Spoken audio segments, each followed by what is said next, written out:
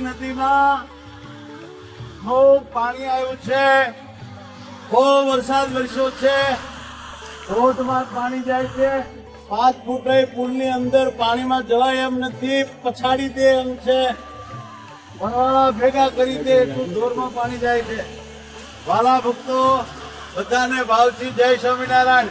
અમે બધા આનંદમાં છીએ, સુરક્ષિત છીએ, ભજન પરાયણ છીએ અને ખૂબ શ્રવણ ભક્તિ બધું અમારા બાપાશ્રીઓ કરે છે। બધાને કુંડલ ધામથી ભાવથી જય સ્વામિનારાયણ।